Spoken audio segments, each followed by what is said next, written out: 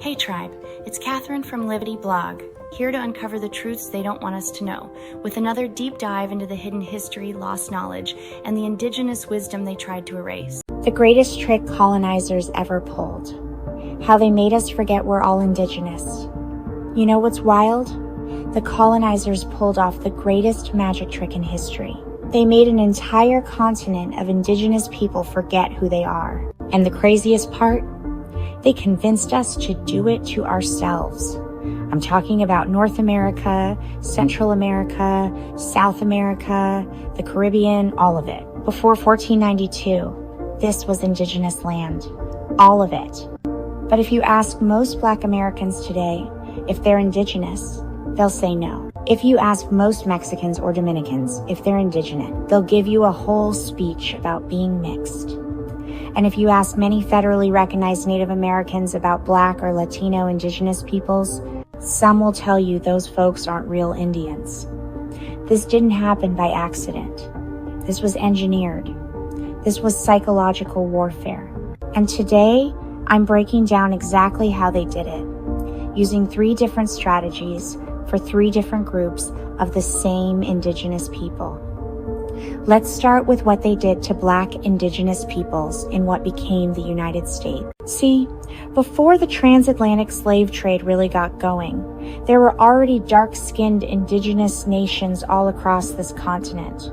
The mound builders, nations in the Southeast, the Washita people who've been fighting for recognition for decades, claiming they were here before any European contact, that their land was never legally acquired even by Louisiana Purchase standards. But here's what happened. As the plantation economy grew, colonizers needed bodies. Lots of bodies. They brought enslaved Africans, yes, but they also started reclassifying indigenous people, particularly dark-skinned indigenous people, as Negro. This served multiple purposes. 1, it increased the enslaved labor pool. 2, it legally erased indigenous land claims. Because if you're classified as a Negro, you can't claim ancestral land rights. You're now defined as property, not as a nation with territory. They passed laws making it illegal to identify as indigenous if you had any African ancestry. They forced indigenous people into the same legal category as enslaved Africans. They destroyed records. They banned languages and ceremonies. And within a few generations, entire nations of dark-skinned indigenous people had been reclassified, redocumented, and legally erased. Today, millions of Black Americans have indigenous ancestry and don't even know it. Or, if they do know it through family stories, they have no documentation, no federal recognition, no legal recourse. The paper trail was intentionally destroyed. Now, let's talk about what they did in Latin America, because they used a completely different strategy there. In Spanish and Portuguese colonies, they created something called the Casta system. This wasn't just black and white. This was 16 plus categories of racial classification, each with its own name, its own legal rights, its own place in society. You had Peninsular at the top, pure Spanish, born in Spain. Then Criollo, pure Spanish, but born in the Americas. Then it got complex. Mestizo, Castizo, Mulatto, Morisco, Chino, Salta Atrás, Tente en el Aire. No te entiendo. I could go on. They literally created a racial hierarchy so detailed, so obsessive, that families were constantly trying to climb it. And here's the genius of it. They called this mejorando la raza, improving the race. They convinced indigenous and African-descended people that mixing with Europeans was upward mobility. They created colorism so deep that it still runs through Latino families today. Pelo bueno, pelo malo, good hair, bad hair. Mejora la familia, marry lighter, to improve the family. This was Blanqueamiento whitening as official policy. Entire countries promoted European immigration specifically to whiten the population. They convinced indigenous peoples that their own features, their own skin, their own hair was inferior, that the goal was to become more European with each generation. The result? Millions of people with 80, 90, 95% indigenous DNA who will fight you if you call them indigenous. They'll say, I'm Mexican, I'm Dominican, I'm Colombian, anything but Indigenous, because they've been programmed for generations to distance themselves from that identity. This was mestizaje, as genocide. Not killing the body, but killing the identity, making Indigenous people voluntarily erase themselves. Now, up north in what became the United States and Canada, they used a third strategy for the Indigenous nations they couldn't fully enslave or assimilate. They created the reservation system and blood quantum. Here's what's crazy. They drew lines between Indigenous nations that didn't exist before. They created federally recognized tribes and non-recognized tribes. They gave certain nations reservations, terrible land nobody wanted, in exchange for cooperation in controlling other Indigenous peoples. Then they invented blood quantum. This is mathematical genocide. You need to prove you're 1/4, 1/2, sometimes more of a specific tribal bloodline to be officially native. But here's the trap. Every generation you marry outside the tribe, your children's blood quantum goes down. Within a few generations, your descendants won't legally qualify as native anymore. No other ethnicity on Earth is measured this way. You don't need to be 1/4 Irish to be Irish. You don't need to be half Japanese to be Japanese. But for Native Americans, they created a system that mathematically eliminates Indigenous identity over time. And then, this is the darkest part.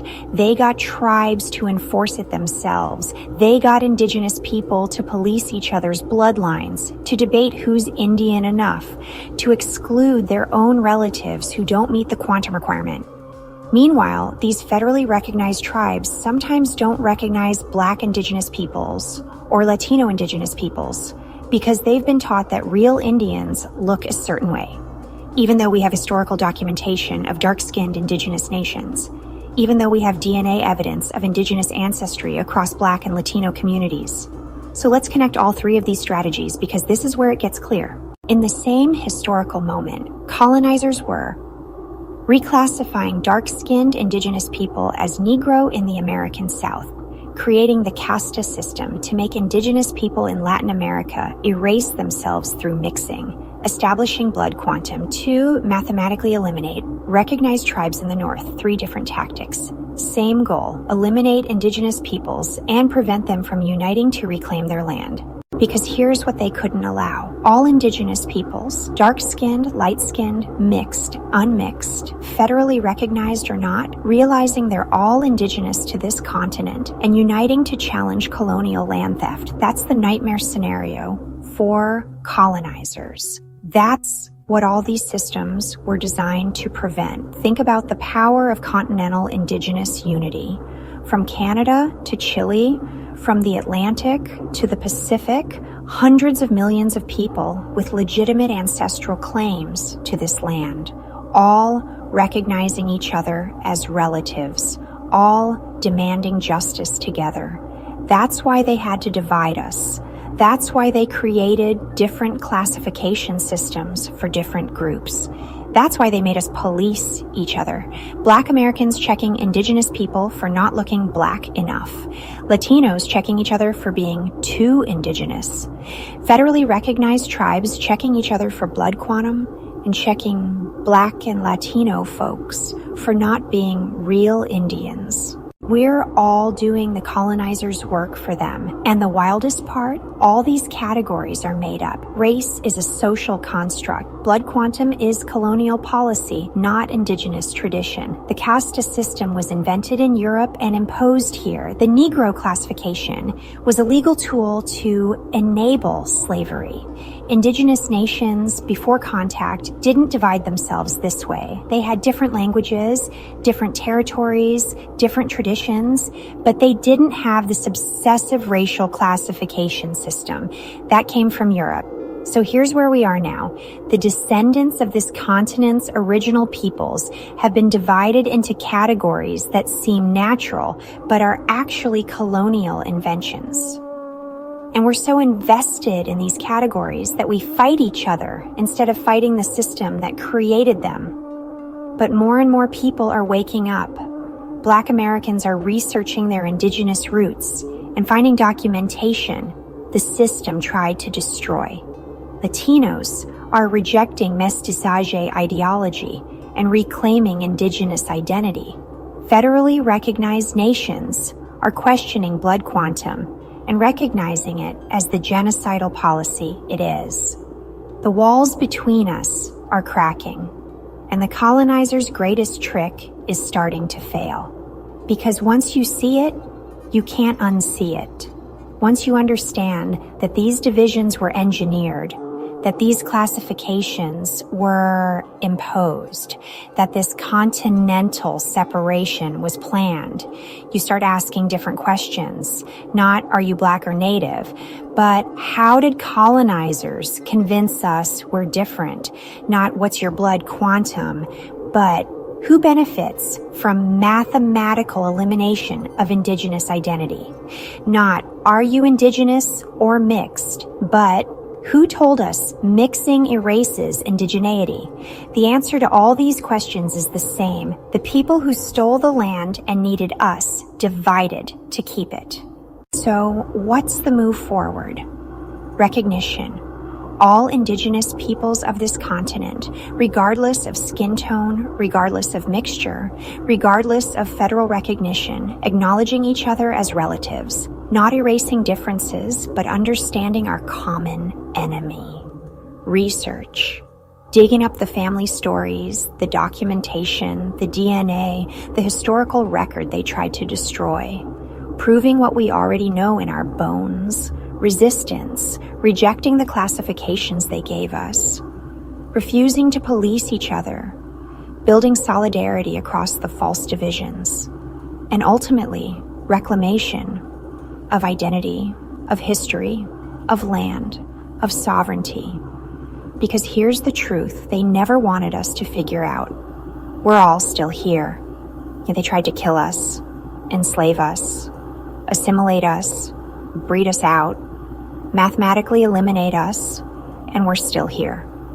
Millions and millions of us, all across this continent, waking up to who we really are. The greatest trick colonizers ever pulled was making Indigenous people forget they're Indigenous. But magic tricks only work until you learn how they're done. And now you know. The Olmecs, the Mayans, the Black Caribs, our people have been here for thousands of years. Yet through colonization, forced reclassification, and deliberate erasure, our history was stolen from us. Our ancestors were here long before Columbus. They built civilizations, navigated oceans, and lived in harmony with the land. But through genocide, reclassification, and the suppression of Indigenous knowledge, we were forced to forget who we are. They didn't just take our land, they took our identity. That's why I started Livity.blog, to expose the lies of colonization, to reclaim the truth about who we are, and to rebuild what was stolen. It's time to unveil the truth about our past, the impact of colonization, and the resilience of Aboriginal communities. Through art, culture, and heritage, we can piece together the puzzle of our shared history. Ready to embark on this eye-opening adventure? Join me as we dive into the wisdom, art, and traditions of Indigenous cultures across the globe. Together, we'll uncover the buried legacies that connect us all. It's time to rewrite history, one story at a time. Are you in? Download your free ebook now, Awakening to Oneness, and reclaim the spiritual connection our ancestors lived by. By subscribing to Livity.blog, you'll gain exclusive access to this transformative journey completely free. Together, we'll explore ancient traditions, hidden histories, and the powerful teachings that lead us back to unity, balance, and truth. Subscribe now